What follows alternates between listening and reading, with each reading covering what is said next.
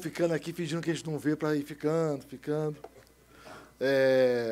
Bom, tem aqui misturado, né? Aqui tem economia, administração, né? Vocês vão ter essa vida misturada aí ao longo dos próximos, 3 semestres, é um pouco a filosofia da escola, né? Uma escola de fato integrada, né? Para dar a vocês as competências necessárias para que vocês se desenvolvam para a vida à frente. A gente nunca sabe muito o que a gente vai fazer, né? A gente acha que vai para um caminho, vai por outro. Então, parte do que vocês vão passar aqui pela escola, né? E é um processo de aprendizado. Então, tem dificuldades, tem desafios, tem trabalho duro, mas é um pouco desenvolver competências para que vocês possam, mais tarde, fazer as escolhas que julgarem melhor ou os caminhos que a vida, eventualmente, os leve. A gente nunca sabe como a vida vai terminar, como é que ela vai andar para frente, né? Por isso, o desenvolvimento dessas competências é tão importante, para além do conteúdo, né? Aprender, de fato, os conceitos fundamentais, aprender a trabalhar em equipe, pensamento crítico, a aprender por conta própria. Isso é um processo. Não é um processo simples, mas é um processo importante, né? A escola é divertida, mas a escola também tem trabalho, também tem disciplina, né? É uma transição para a vida de vocês. Estou chegando aqui, eu vejo cara aí de crianças mais jovens do que os meus filhos, né? E vocês vão sair daqui, mas daqui a pouco, cara de adulto, né? É impressionante como esse processo de transformação é tão rápido aqui. O que não quer dizer que seja fácil. Então, se preparem que a vida vai ter trabalho, vai ter farra, mas vai ter trabalho, tá? E vai ter cobrança, e vai ter acompanhamento. Acho que um pouco a minha história de vida e a história de vida de Ana Carla mostra como a vida pode surpreender a gente, né? Eu comecei tendo certeza que queria ser acadêmico, certeza que queria ser, fazendo tese em História e Pensamento Econômico, estudando matemática, provando teorema, né? E, com o tempo, a vida me levou para estudar Brasil, temas como homicídio, saúde. Eu diria que quem provava teorema de economia matemática ia estudar a economia da saúde ou as causas dos homicídios no Rio de Janeiro na década passada. Depois acabei parando em governo, parando em banco, e agora sou diretor de escola, né? Talvez o melhor momento da minha vida. Eu conheço Ana há 20 anos, né? 20 anos, né? A gente tem uma relação quase fraternal aí dessas 2 décadas. Ana foi minha aluna na IPGE, ela era aluna da USP, mas estava no Rio e fazia os cursos, acabou sendo me orientando na tese de doutorado, né? Uma tese muito bacana, está aí até hoje sendo usada a questão do spread bancário, tem os debates, os modelos para estimar spread bancário, corrida bancária. Quem diria naquela época que corrida bancária ia voltar a ser tema, né? No capítulo da tese, lá um modelo teórico sobre corrida bancária, que voltou a ser um tema 6 anos depois que você defendeu a tese, 5 anos depois, 2008. Né? E depois Ana foi trabalhar no Banco Central, no Departamento de Pesquisa do Banco Central, né?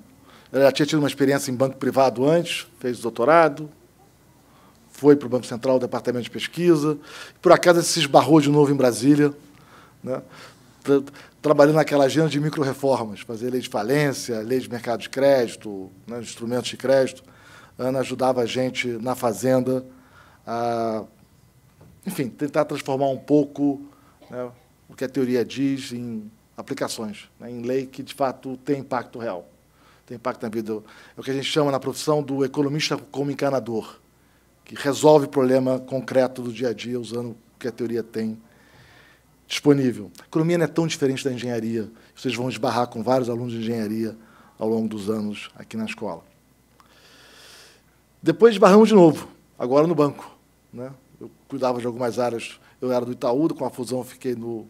Desculpa, era do Unibanco, com a fusão fiquei no Itaú, e cuidava, sei lá, de riscos operacionais, seguros, e depois Ana cuidava da parte de crédito. Bom, aí ela resolveu virar governo e foi ser secretária de Fazenda em Goiás, né? Quem diria, botando contas em ordem naquele estado, pena que durou pouco, né? 2 anos, botou e começa a sair de ordem, né?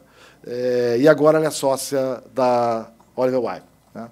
Quer dizer, a Ana expressa um pouco o que a vida pode proporcionar para vocês, né? Para isso, as competências são tão importantes, né?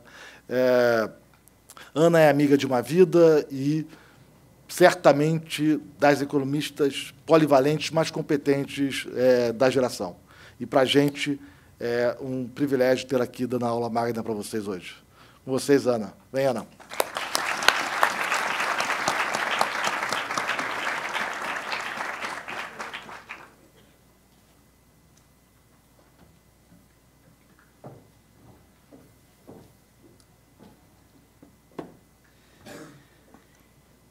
Em primeiro lugar, muito obrigada, Marcos, Cláudio, Carol, pelo convite de estar aqui hoje, para estar aqui hoje, dando essa aula magna. Para mim é uma honra, uma satisfação enorme e, acima de tudo, uma grande oportunidade.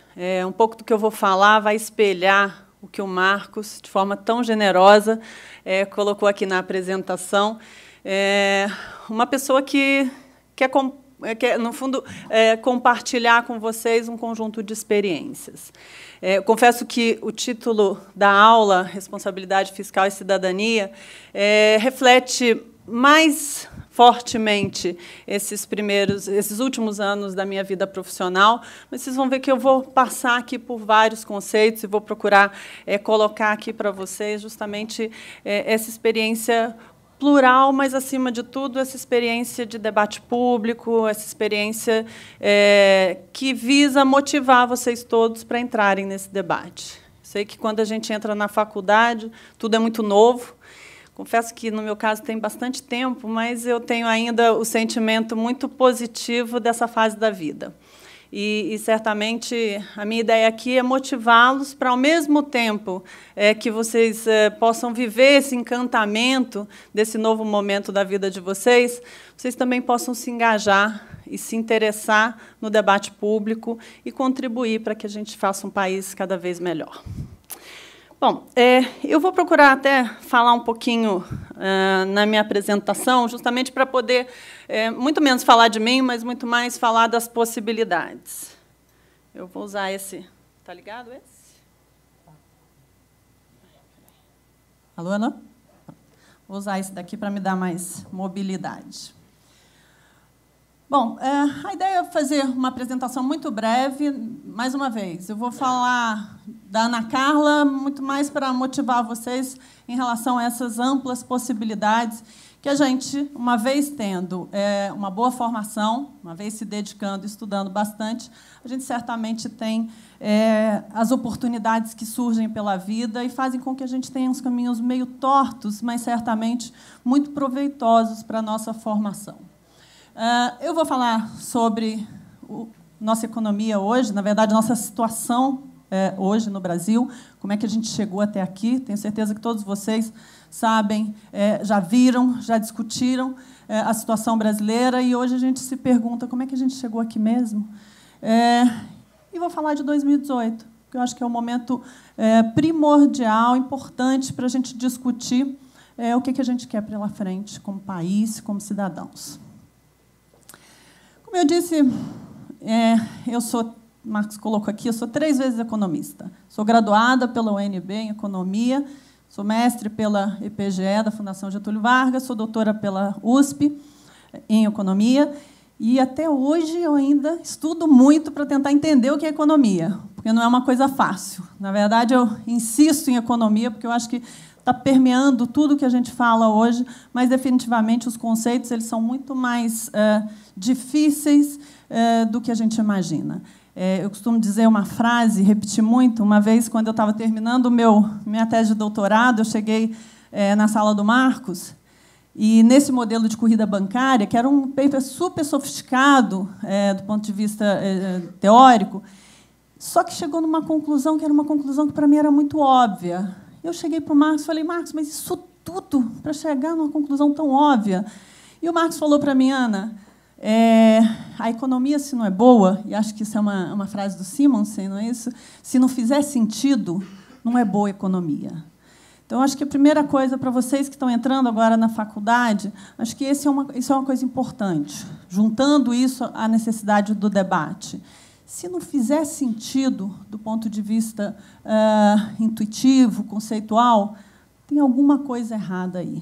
Eu acho que a gente hoje que está tão envolvido nas redes sociais e vê tanta coisa e ouve tanta coisa, muitas vezes completamente fora de escopo e de fundamento conceitual e dados, é importante a gente ter isso em mente. Bom, eu sou 3 vezes economista, eu me casei com 3 economistas, um de cada vez, claro. E eu tenho um enteado e 2 filhos economistas, que, por sinal, estão em algum lugar por aqui escondidinhos. Ah, estão ali. Um deles, inclusive, foi estudante aqui no INSPER, e o Antônio, que hoje faz economia lá na PUC do Rio. Então, eu digo que, com 3... um enteado, 2 filhos, 3 maridos e 3 vezes economista, eu sou praticamente monotemática.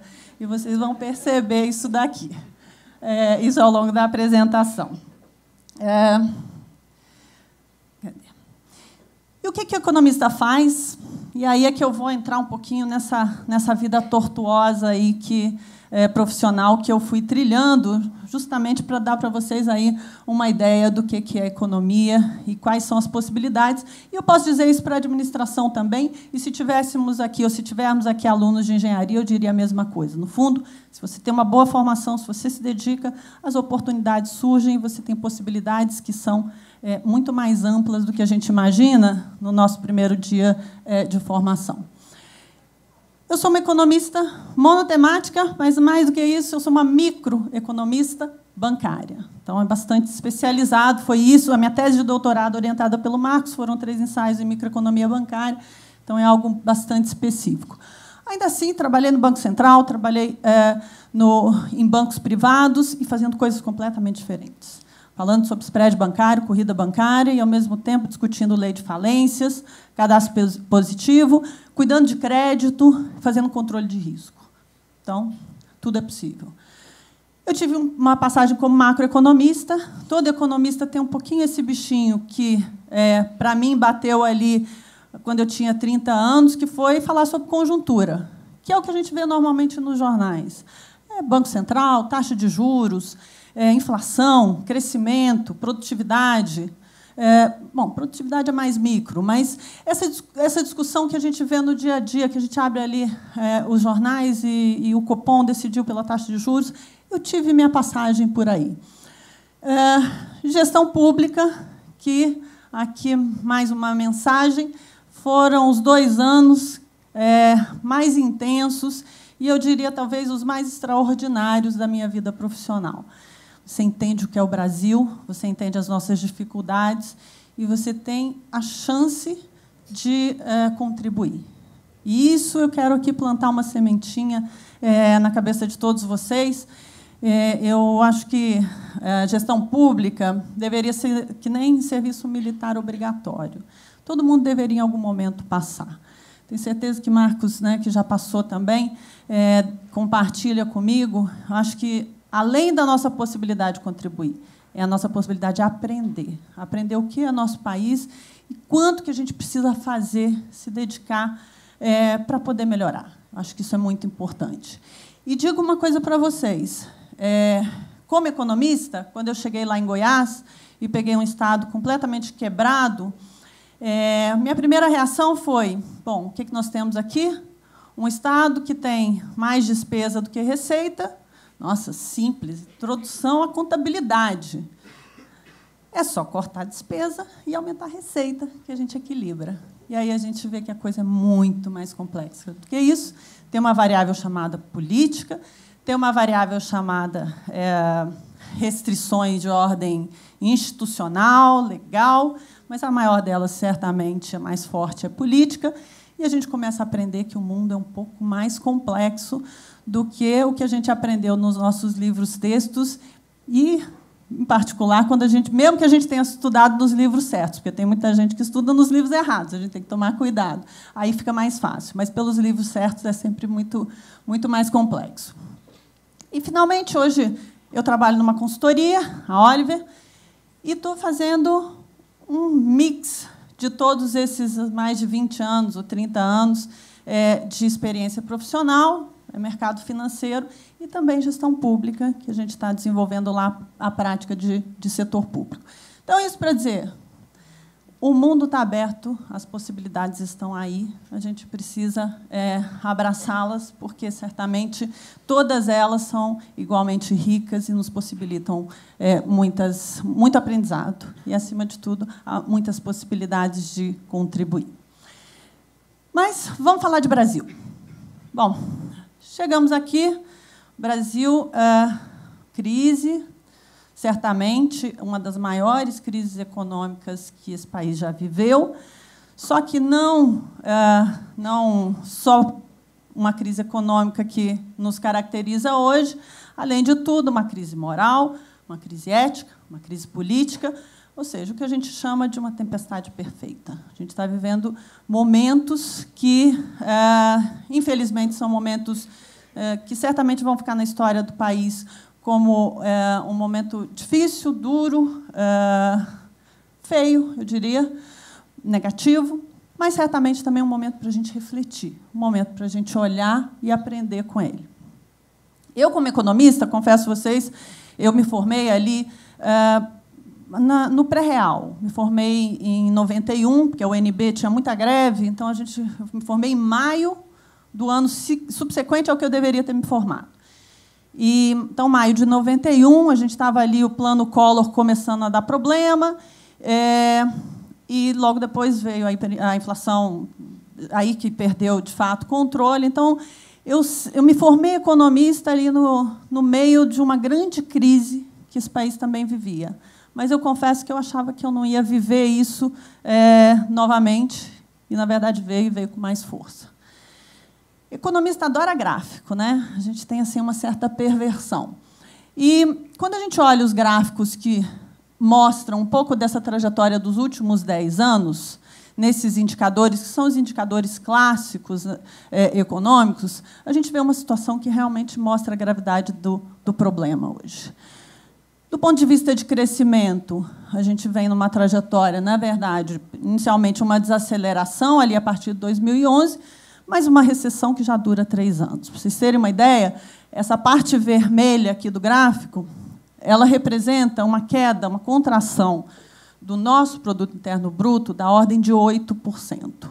Basicamente, o país ficou 8% mais pobre nesses 3 anos. Ou seja, não é que deixou de crescer, ele contraiu 8%. Isso, se a gente considerasse quanto que a gente poderia ter crescido, vocês podem imaginar aí a magnitude da crise que a gente vive hoje. Inflação, ela chegou aqui nesse pico a 10,67%, eu sempre confundo 67 ou 76%, mas ela voltou para a casa de 2 dígitos, para o nível de 2 dígitos, que era algo que a gente já não via há muito tempo. Taxa de desemprego, que é, sem dúvida alguma, o lado mais perverso da recessão econômica, a gente atingiu aí a cifra absurda de 14 milhões de brasileiros desempregados. E a atividade industrial, que, embora esse gráfico não esteja dessazonalizado, a gente não tem tanta a noção do que isso representou, mas, de fato, a gente tem aí um indicador importante de quanto que a economia perdeu de vigor ao longo desses últimos anos. Então, a gente vem vivendo realmente um momento em que, em 2017, a gente começa a ter alguns esboços positivos, mas a gente ainda tem muito chão para caminhar para poder recuperar todo esse tempo perdido e a magnitude da crise econômica que a gente está vivendo. E aí tem um conceito, que é produtividade, que ele reflete um pouco também do que é a nossa perspectiva. Então, a gente tem esses indicadores, são indicadores claros de recessão, de perda de vigor, de empobrecimento do país, mas a gente tem um indicador que é muito importante. O que é a produtividade?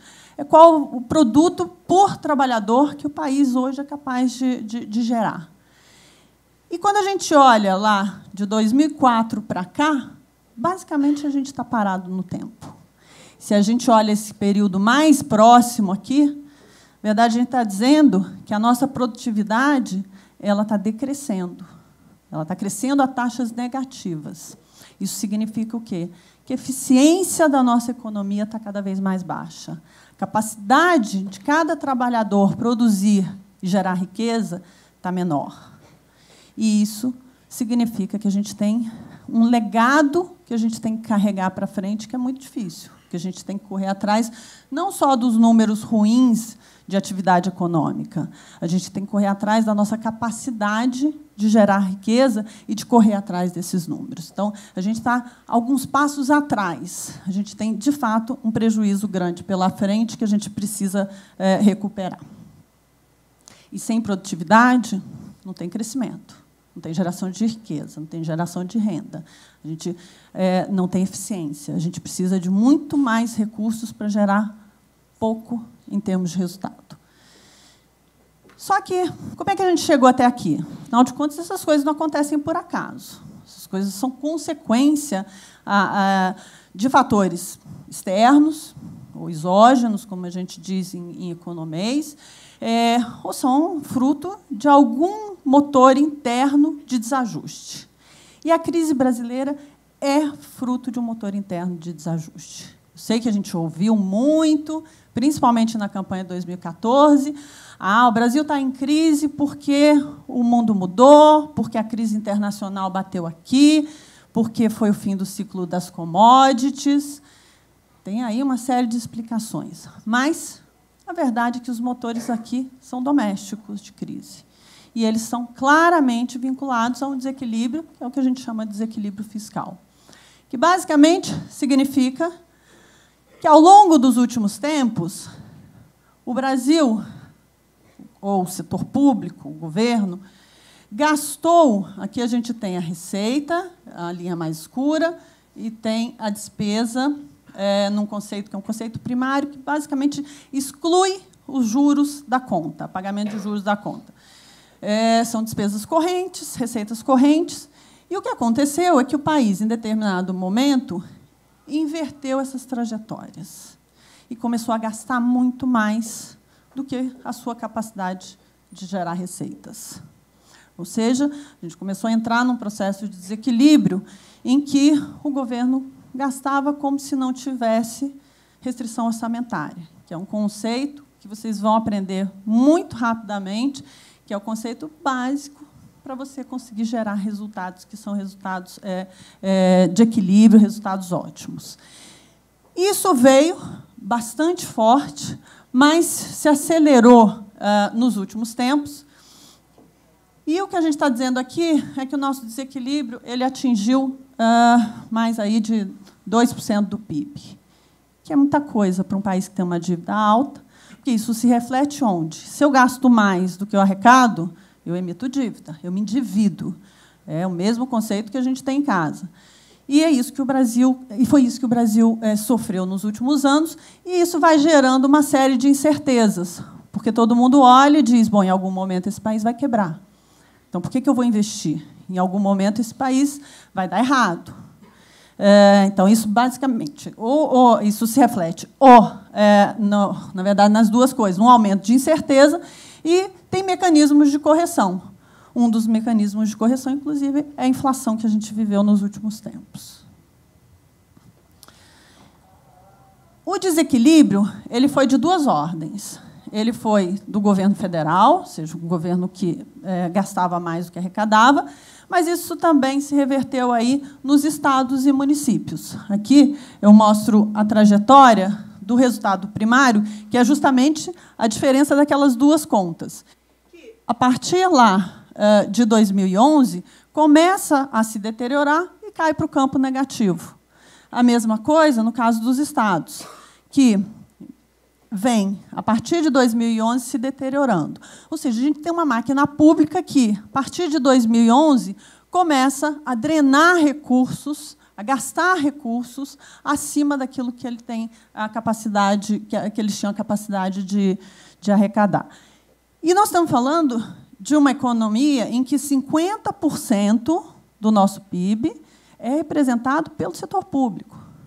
Então, você tem um desequilíbrio que não só é grande, mas ele é grande em uma parte importante da nossa economia.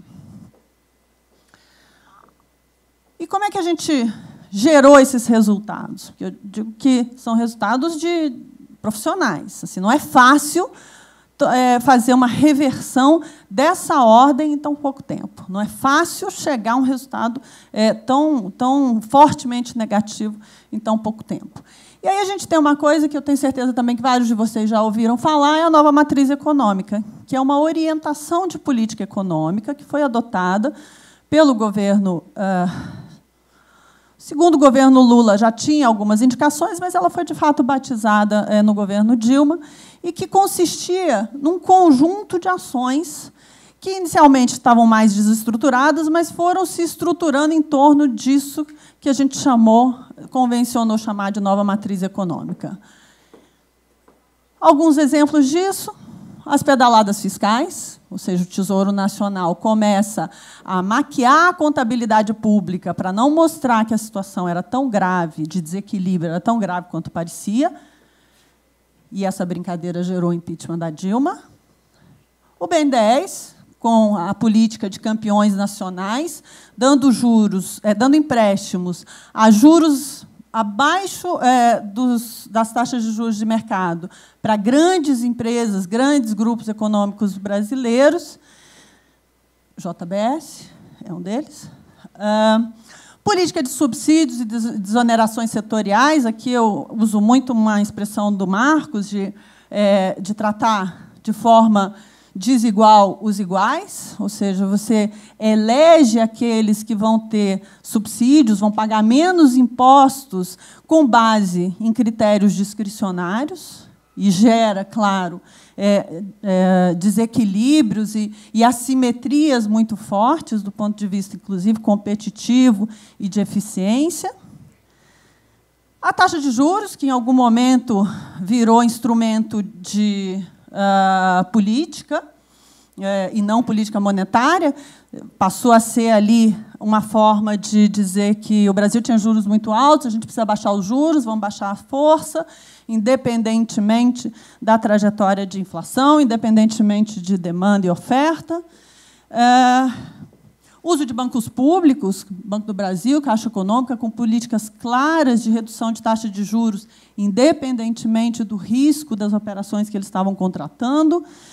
Conteúdo nacional, querendo proteger aí a indústria nacional, que, conceitualmente, a gente pode dizer, não, isso é uma coisa boa, mas aí você não tem competição, você tem produto mais barato e pior, mais caro e pior.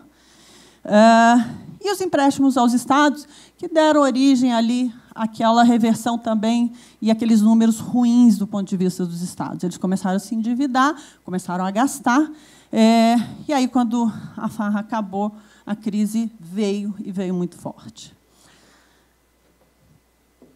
Então, esse é o retrato do que a gente chegou. Ou seja, nós temos 14 milhões de desempregados, nós temos uma economia fraca, nós temos a produtividade lá no chão, nós temos uma aposta que foi feita lá atrás que deu errado.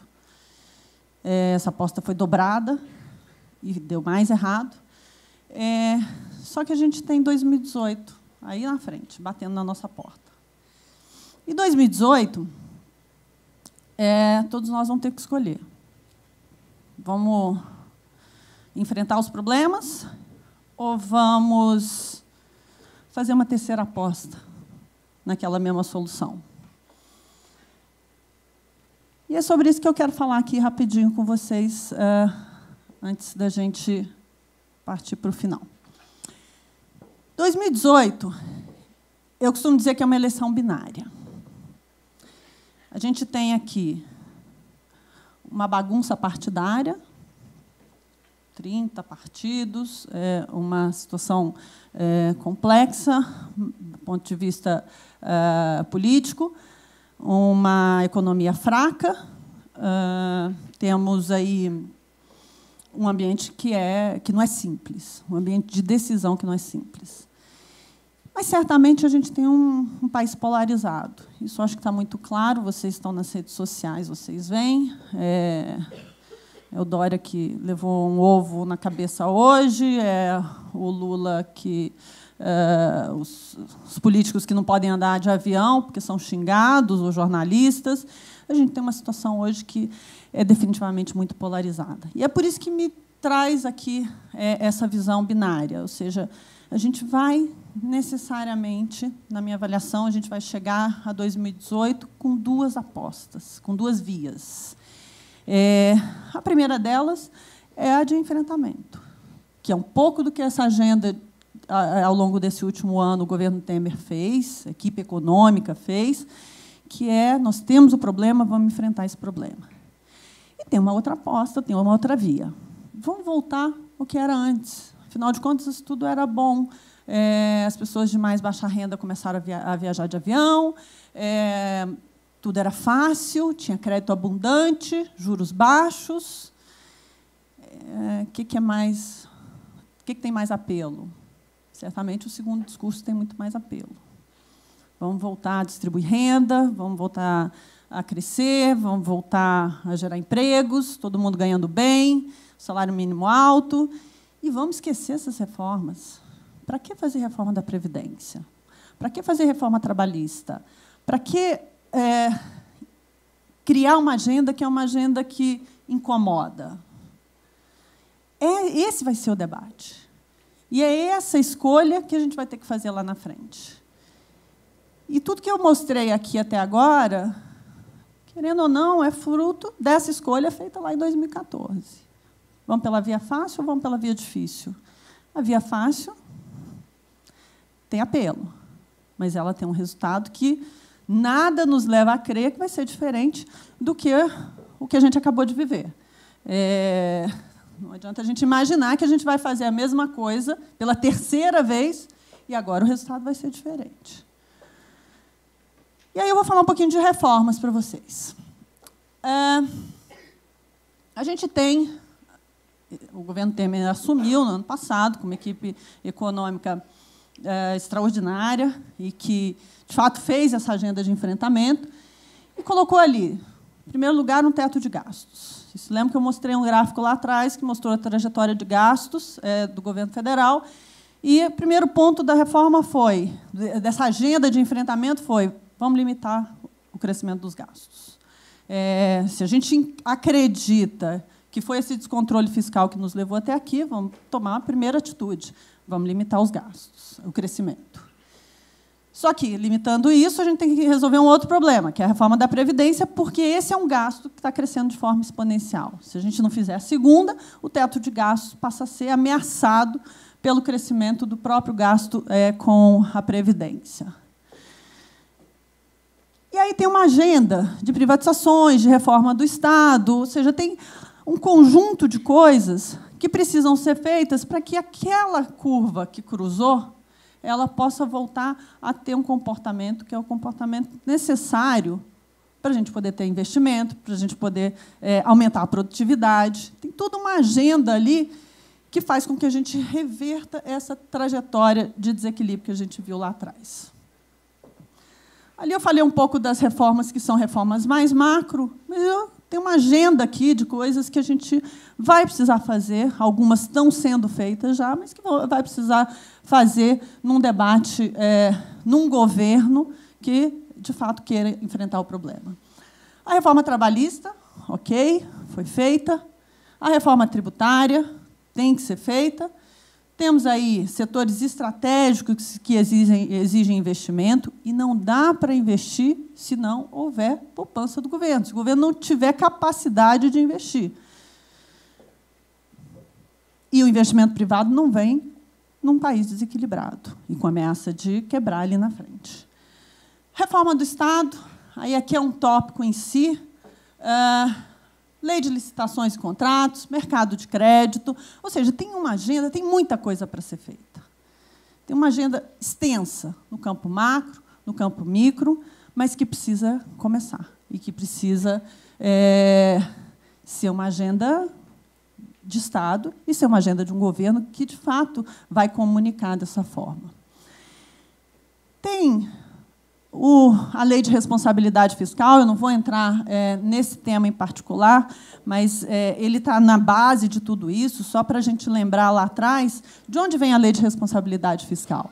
A lei de responsabilidade fiscal vem ali logo depois do real. A gente tinha o pilar, o tripé, que eram 3 pilares macroeconômicos, que era a lei de responsabilidade fiscal, a estabilidade da moeda e o câmbio flutuante. Foi ali que houve uma reforma importante do ponto de vista de orientação de política econômica, que se traduziu em períodos longos de crescimento ou de estabilidade. E, junto disso, logo depois, a gente tem a agenda microeconômica, que foi tocada com grandes avanços institucionais, boa parte deles, inclusive, liderado pelo Marcos na Secretaria de Política Econômica. Então, a gente teve uma onda reformista muito importante que nos permitiu viver, ao longo de alguns anos, estabilidade, crescimento e uma maior eficiência. Isso tudo vai ter que ser resgatado. A gente não tem como não resgatar uma agenda que é uma agenda necessária para que a gente volte a uma trajetória de crescimento, de geração de renda e geração de emprego para absorver todos vocês no mercado de trabalho e outros 14 milhões que estão aí. E aí eu vou, então, finalizar aqui puxando um pouquinho para a mensagem de cidadania. Eu digo sempre que eu estudei, né, na minha época, eu estudava na escola, né, ensino médio, na época científico, etc. O científico nem tanto, mas a minha fase, né, mais jovem, mais criança até, a gente tinha uma coisa que chamava moral e cívica, educação moral e cívica. E, claro, não confundam isso com, né, nenhum tipo de apologia a um regime ditatorial, de forma alguma. Mas eu acho que a gente, hoje, precisa puxar um pouco para esse conceito de cidadania. E são vocês que precisam nos ajudar nisso. São vocês que têm o vigor, a força da transformação, muito mais do que a minha geração, que, claro, está fazendo, está buscando, está correndo atrás, mas a transformação, acho que quem tem essa força são vocês, que são mais jovens e estão começando no debate agora. E esse conceito de cidadania, ele nos diz o quê? Que a gente precisa distinguir o que é certo, o que é errado, a gente precisa entender que as escolhas erradas elas têm consequências, a gente precisa ter responsabilidade sobre os nossos atos e saber que, de fato, os resultados das nossas ações têm consequências. E é por isso que a gente precisa entrar no debate, entrar nesse processo, porque se a gente entra com os conceitos certos ou com as informações certas, isso é algo que eu também costumo dizer muito, eu posso aqui dar um monte de informação para vocês. Se elas não estiverem corretas, obviamente as minhas conclusões estão erradas. Se eu inventei todos esses números que eu mostrei para vocês aqui, isso significa que os resultados não são esses que eu estou dizendo para vocês. E a gente precisa ir atrás disso. A gente precisa entender que o debate só pode ser feito, só faz sentido com as informações certas. Porque aí a gente se posiciona com base em algo que a gente, de fato, acredita e vai dar o resultado que a gente quer. Porque se eu pego informações erradas, eu chego a uma conclusão errada, então eu vou defender essas conclusões erradas achando que eu estou defendendo aquilo que está na minha cabeça, e, no fundo, eu estou defendendo justamente o contrário. E por que eu estou dizendo isso? Porque as redes sociais estão cheias disso. Nesse debate polarizado, em que a gente tem que tomar uma posição de um lado ou de outro, é muito fácil alguém chegar aqui na frente e dizer um monte de coisa com base em informações erradas e a gente entender que esse é o caminho mais fácil. E a mensagem, pelo outro lado, de uma crise tão grande, é uma mensagem difícil. É uma mensagem muito menos encantadora. Mas vamos olhar aqui. A gente tem hoje, essa é a pirâmide etária dos eleitores brasileiros, a gente tem hoje 27% dos eleitores que estão aí entre 16 e 29 anos. 52% deles mulheres. A gente tem 30% dos eleitores que têm um nível educacional bastante alto, e 70% que nem tanto.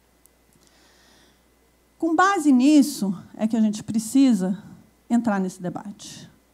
Porque é aqui que a gente vai conseguir fazer essa mudança. É aqui que a gente vai conseguir levar o país para um caminho que é o caminho que todos nós queremos, eu tenho certeza. Que é um país rico, é um país que nos dê oportunidades, é um país que nos permita produzir, gerar renda e e, de fato, desenvolvimento econômico, desenvolvimento social. E, claro que, assim, eu vou aqui, de toda forma, finalizar falando um pouquinho de gênero. Como mulher, aqui em cima, eu não ia perder essa oportunidade. Gente, o Brasil tem hoje uma posição que é uma posição bastante ruim. Para vocês terem uma ideia, é uma posição que, em alguns aspectos, ela se assemelha às posições de tratamento de gênero dos países da Arábia Saudita, do Oriente Médio. E quando a gente olha aqui esses índices, ou seja, isso aqui é um indicador de gender gap, né, de desigualdade de gêneros, que mede a desigualdade de gêneros em vários aspectos. Eu estou olhando aqui, a gente até tem várias mulheres aqui, mas o Brasil hoje, do ponto de vista do índice global, ele piorou. É bem verdade que a gente aumentou, assim, a amostra hoje é maior. Mas, do ponto de vista de participação e oportunidade, também piorou. Grau de instrução, a gente está bem. Saúde e sobrevivência, a gente está relativamente bem. Empoderamento político, o Brasil está lá embaixo.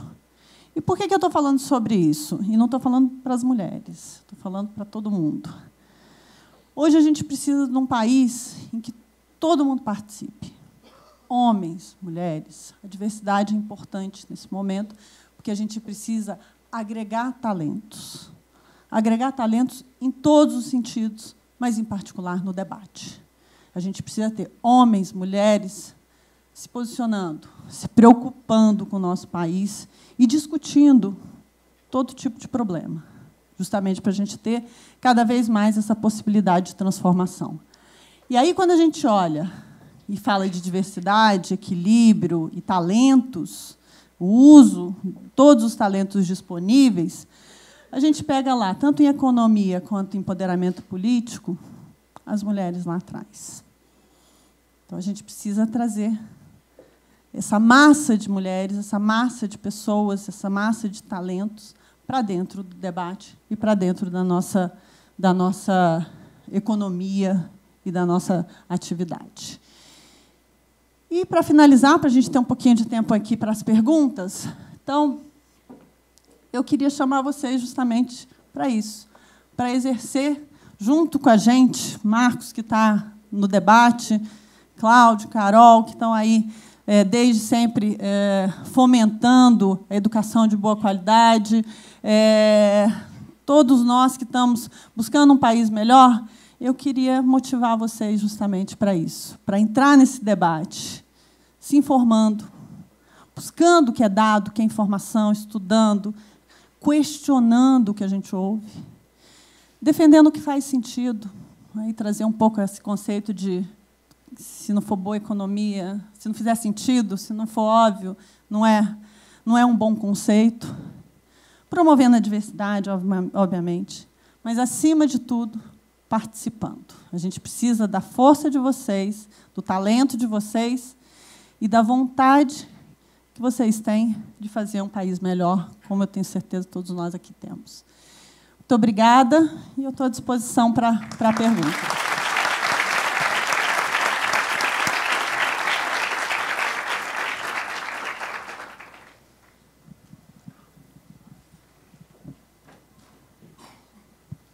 Pronto. Meu nome é Thaisa, sou de Fortaleza, Ceará. Muito obrigada pela palestra, foi altamente elucidativa. Acho que todo mundo aqui aprendeu bastante com ela. Então, a minha pergunta é o seguinte, até pegando um gancho na sua experiência como não só acadêmica, mas você também foi para a área de políticas públicas, e lá você viu que muitas das coisas que você tinha aprendido na sua vida acadêmica tinham certas barreiras, como, por exemplo, a política. Então, eu queria saber, porque normalmente a gente pode usar jargões do tipo, precisamos melhorar a educação e a cidadania das pessoas para que elas se tornem eleitores mais conscientes, etc., e elejam líderes que tenham mais responsabilidade fiscal do que o que nós já tivemos no passado, etc. Porém, me preocupa, como você bem pontuou hoje, agora nessa palestra, sobre as eleições que estão agora para 2018. Então, qual seria, não só a longo prazo, que a gente já sabe, que é educação, estimular a cidadania, etc., mas a curto prazo, porque é muito fácil da gente falar da nossa perspectiva aqui de futuros economistas, administradores, pessoas a gente está aqui na academia discutindo isso, mas o cidadão médio brasileiro, agora, para as eleições de 2018, qual seria uma resposta palpável, uma alternativa palpável para a gente procurar conscientizar as pessoas na questão da eleição de líderes que apresentem que deem continuidade a essas reformas políticas e não simplesmente adotem medidas populistas, como a gente viu muito fortemente nos últimos anos? Essa é a minha pergunta. Obrigada. Desculpa, seu nome? Meu nome é Thaísa. Thaísa. Obrigada, Thaísa. Nossa pergunta é importante, porque realmente o debate, ele, às vezes, fica muito amplo. Eu acho que o que eu diria, principalmente, vamos duvidar dos discursos fáceis. Não tem como, com uma crise dessa magnitude, a gente achar que vai existir uma solução fácil e sem dor, sem custos. Se o discurso for fácil nesse sentido, pode desconfiar. Vai atrás. Qual é a agenda? Qual é a proposta? Quais são os instrumentos? Quais são as soluções? Fazem sentido? Não fazem? Porque uma crise dessa não se sai facilmente, não se sai sem questionar o modelo atual, sem buscar soluções que vão, certamente, incomodar muita gente. O Brasil hoje está dominado por corporações. São corporações que, ao longo desses anos todos, foram recebendo privilégios, ou desonerações fiscais, ou aumentos acima aumentos salariais reais, benesses de todo tipo. Então, essas corporações todas vão, sim, ter que ser enfrentadas. Esses privilégios vão ter que ser enfrentados. Eu dou um exemplo da reforma da Previdência. Se a gente olhar o debate, a reforma da Previdência... Não precisa fazer reforma da Previdência. Afinal de contas, não tem déficit. Não tem déficit? Vamos olhar? Vamos fazer as contas? Vocês estão entrando aqui, todo mundo, tenho certeza, sabe fazer conta muito bem, senão não tinha entrado aqui. Vamos fazer as contas. Vamos pegar os dados. Tem déficit ou não tem déficit? Tem déficit. Tem déficit, então, quem está dizendo que não tem déficit, que não precisa fazer reforma, já começou mal. Então, esse é um exemplo, mas tem vários outros. Vamos olhar e discutir e se aprofundar nesse debate. Porque o discurso fácil, vamos desconfiar. Ninguém sai, país nenhum sai de uma crise desse tamanho com soluções que não custem. Não tem como. Vocês imaginem isso dentro de casa. Se a gente quebra, uma empresa quebra, a empresa do pai de vocês, ou a gente, do ponto de vista pessoal, quebrou, dá para sair da crise gastando mais? Não dá. Sem rever gastos, sem correr atrás de receita ou com soluções que são difíceis? Não dá. É a mesma coisa. É o que faz sentido, é o bom senso. Então, eu diria, assim, de forma objetiva, desconfie do discurso fácil, porque ele certamente é inconsistente com uma situação como a que a gente está vivendo.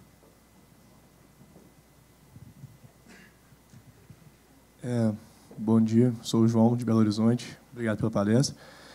Mas é um pouco também pegando o gancho que a Thaísa perguntou. Eu entendo que o discurso fácil, assim, de uma coisa simples, que não precisa fazer reforma, é duvidoso. Mas o problema é como que você vende para a população que não é muito bem educada, que passar por reformas que vão doer no bolso do cidadão vão fazer com que depois seja melhor para o país. Como que faz isso? Como que ganha uma ideia dessa ganha capital político? Esse é o grande desafio. E é por isso que eu chamei aqui um pouco por vocês. O que a gente precisa é que aqueles 30% se posicionem, entrem no debate, busquem justamente ajudar nesse debate. Porque, se a gente não tiver uma massa, que é uma massa grande o suficiente, para fazer com que, mesmo as pessoas menos instruídas, tenham acesso à informação e ouçam a parte difícil da história, mas com contexto, com conteúdo e com informações corretas, fica muito difícil. Porque eu vou compartilhar com vocês a minha experiência lá em Goiás. Eu cheguei, Goiás era um Rio de Janeiro. O déficit fiscal de Goiás, em janeiro de 2015, proporcionalmente, era tão grave quanto o do Rio de Janeiro. A agenda que foi colocada lá e que o governador apoiou foi uma agenda muito difícil. Não vamos dar aumento para o servidor público, inclusive aumentos que tinham sido aprovados pelo governador foram cancelados. Vamos cortar gastos, isso incomoda todo mundo. Então, é uma agenda ruim, uma agenda difícil, ruim do ponto de vista político, né? Uma agenda difícil. Enquanto a sociedade bancou aquela agenda, porque ela estava explicada, ela estava colocada com transparência, os políticos foram juntos. Eles aprovaram todas as leis. A Assembleia Legislativa de Goiás aprovou todas as leis que a Assembleia Legislativa do Rio de Janeiro rejeitou, do governador Pezão, agora, recentemente, antes do regime de recuperação. Lá foi. Foi por quê? Porque houve um convencimento da sociedade, e aí são formadores de opinião, são pessoas que, inclusive, vão contra o discurso dos servidores públicos, que são muito organizados e muito fortes, e os próprios servidores que entenderam que era melhor não ter aumento e manter os seus salários em dia do que ficar pressionando por aumentos e parar de receber salário. Então, à medida que você consegue que a sociedade se mobilize, o político para e fala, não, eu estou aqui legitimado nas minhas ações, por mais impopulares que sejam. A reforma trabalhista é um exemplo, é uma reforma que foi muito difícil do ponto de vista de comunicação, porque ficavam batendo, mas está tirando direito do trabalhador, está tirando direito do trabalhador. E sabe que 60% das pessoas de baixa renda não têm carteira assinada, não são CLT, não vão ser afetados pela reforma. E os ganhos que a gente tem são muito grandes. Então, mas só que a sociedade veio junto. E isso é importante. Enquanto a gente não tiver, sempre que a gente tiver a sociedade civil, os formadores de opinião, as redes sociais indo na direção das reformas que são politicamente mais difíceis, os políticos eles se sentem legitimados. E é isso que a gente precisa, e é isso que eu estou chamando vocês aqui para participar.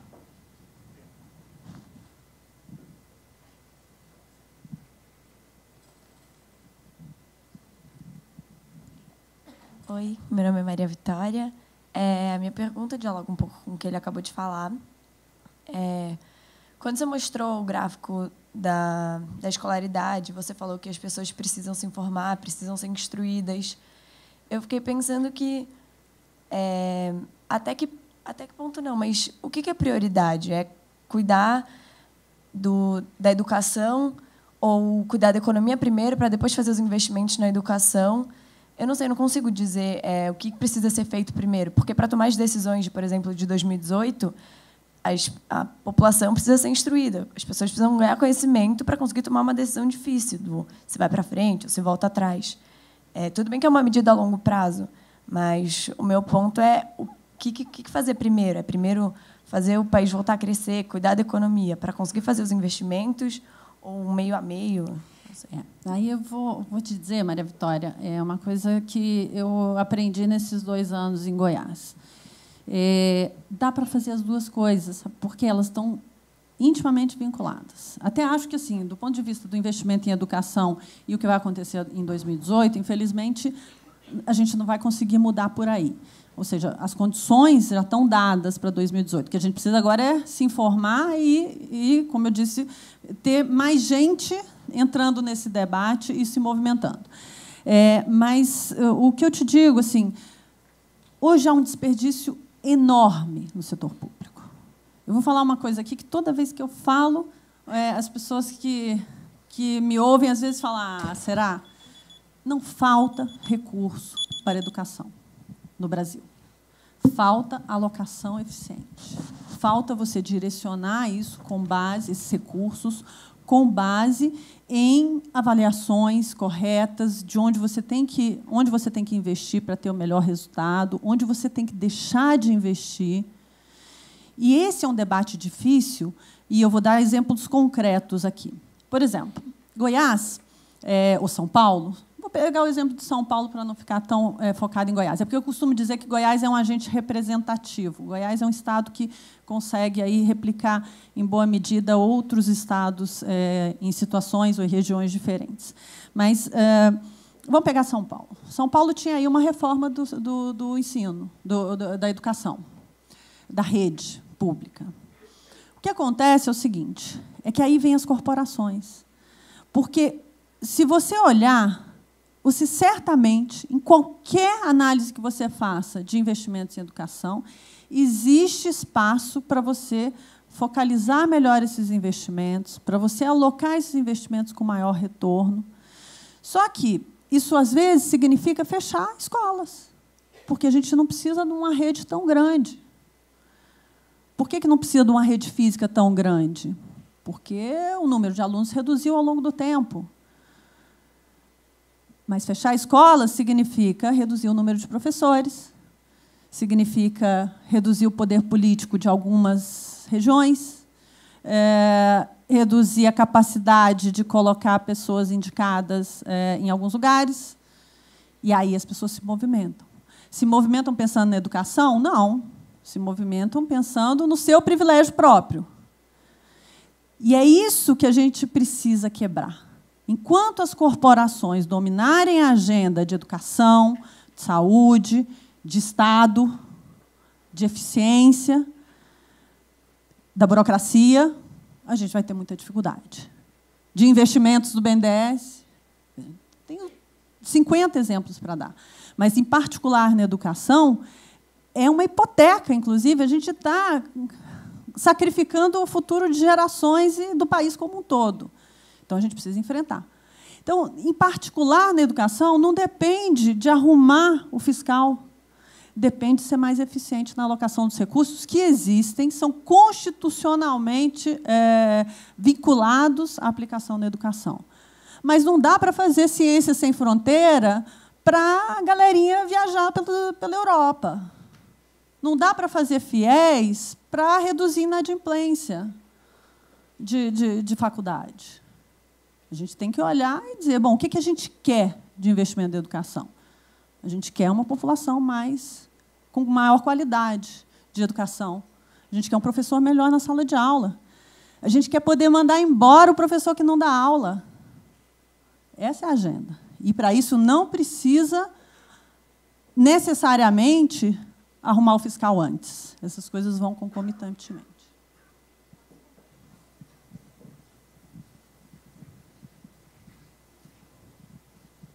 Bruna? Rapidinho, é só para complementar uma outra pergunta.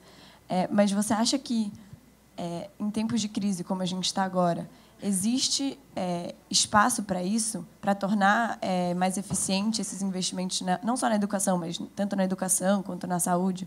Porque eu vejo que é tudo muito caótico, então fica meio de escanteio isso, e que parece que é meio irrelevante, mas que também são pontos muito importantes para o crescimento do país.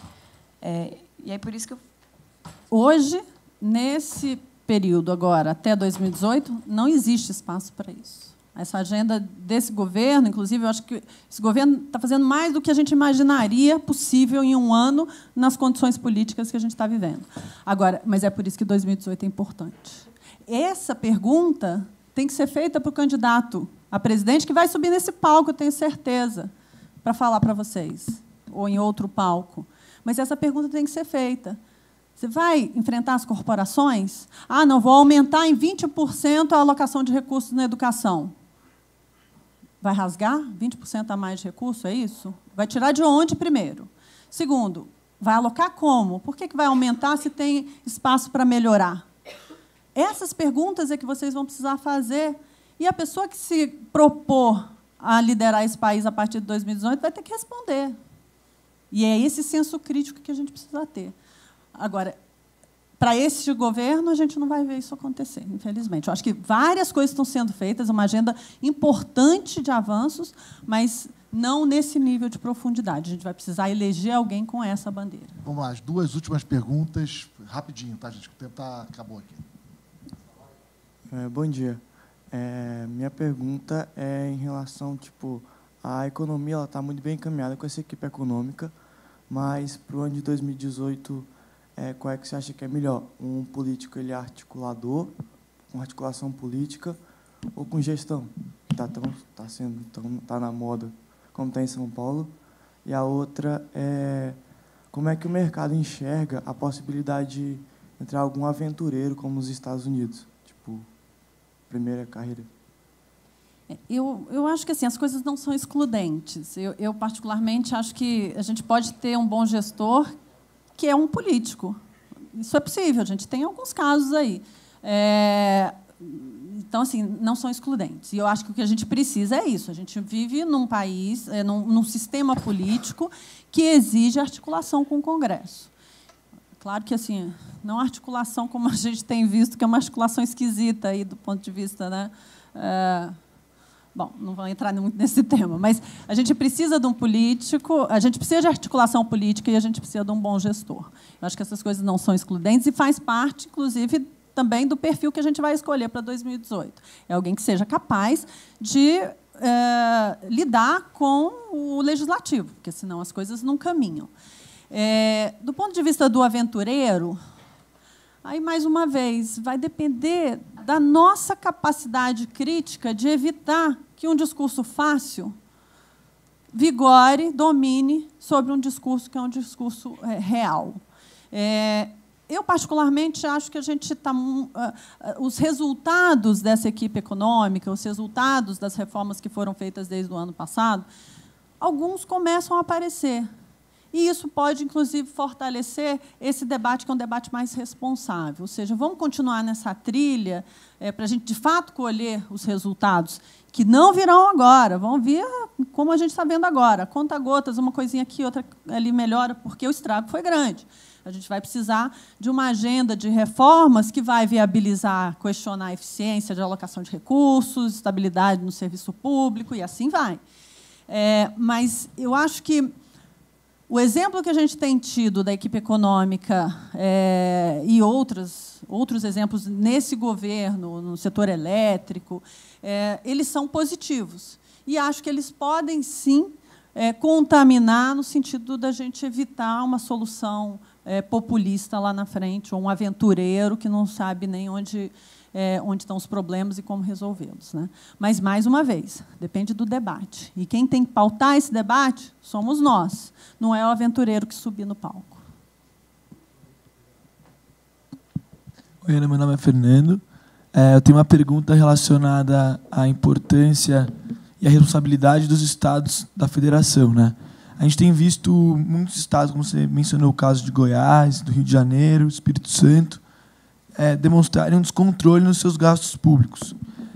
A minha pergunta é a seguinte: esse descontrole se deu porque os estados provaram que não têm responsabilidade para lidar com essa tarefa importante de gerir mais recursos, ou, na verdade, esse descontrole se deu por uma incapacidade do governo central, como a gente viu nos gráficos, de repassar esses recursos?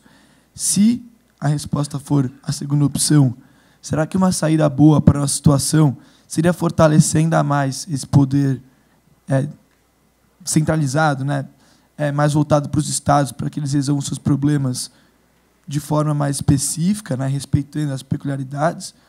Ou será que não, a gestão de recursos tem que ser maior por parte de Brasília, né, para a gente contornar essa crise fiscal? Queria saber a sua opinião. Excelente pergunta. Basicamente, você está olhando um problema, assim, você fez referência a um problema importante no Brasil hoje, que é a questão do pacto federativo, ou seja, a relação de equilíbrio entre as forças, né, entre o governo central e a federação como um todo, ou seja, os estados e o Distrito Federal. Essa é uma discussão que ela existe há algum tempo e ela não sai muito do lugar. Mas é uma agenda importante. Eu sou menos otimista em relação a ela, ou seja, vamos discutir, vamos centralizar mais o poder, porque, afinal de contas, quando a gente tinha o Tesouro com o cofre fechado, os estados entraram numa rota de equilíbrio, na hora que abriu o cofre, entrou numa rota de desequilíbrio.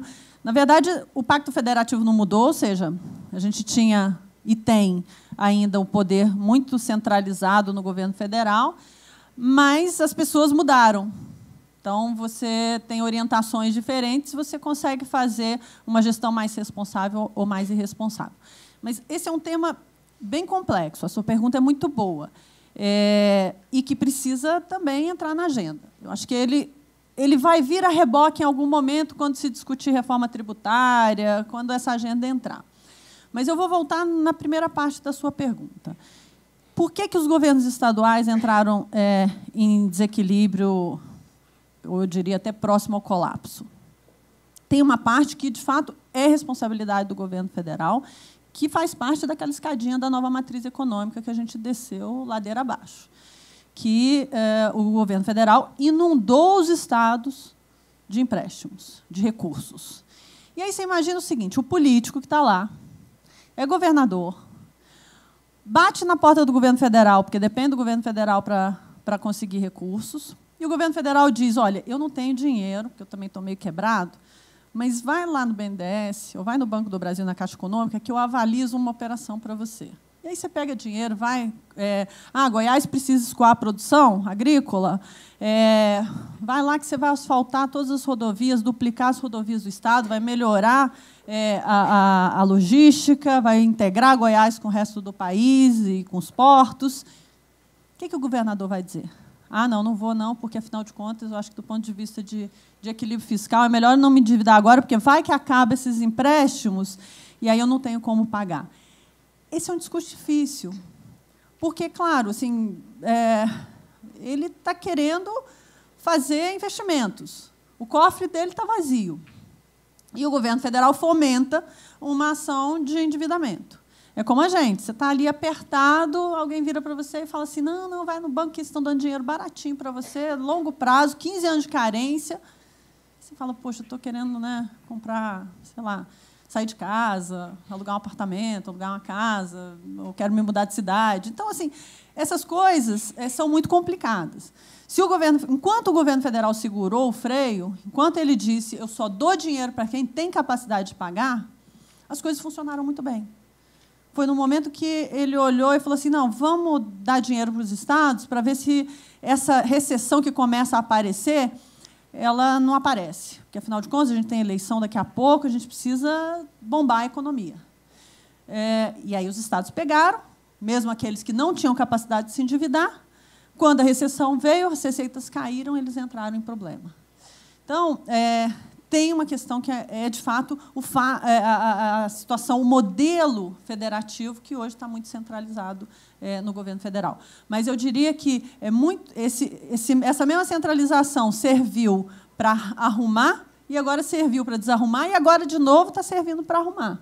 É muito mais a gente institucionalizar a responsabilidade fiscal, e ela não está sujeita à pessoa que está sentada lá no Tesouro Nacional. E é isso que, inclusive, é um trabalho que a secretária atual do Tesouro Nacional está fazendo com muita competência. Certo? Certo, gente. Bom, Ana, muito obrigado. Prazer ter você aqui. Prazer todo meu. Acho que tem lanche lá fora, tem coisa. No velho professor não resiste fazer só um comentário. Em geral, a gente acha que quem tem mais educação vota melhor, né? O meu estado do Rio de Janeiro tem ótimos índices de educação, e o Rio Grande do Sul também. Os dois estão quebrados. E tem estado pequenininho, cheio de gente mais pobre, mais humilde, com menos educação, que está fazendo dever de casa. Então, uma coisa bacana vamos olhar os dados, porque, às vezes, a gente é movido pelo aquele preconceito, e o preconceito não se sustenta. Tá bom? Bom, agradecer a Ana, querida irmã. Obrigado. Obrigada, gente. E muito sucesso para vocês que estão começando aí essa vida acadêmica, que eu tenho certeza que será de muita farra, mas de muito estudo. Espera essa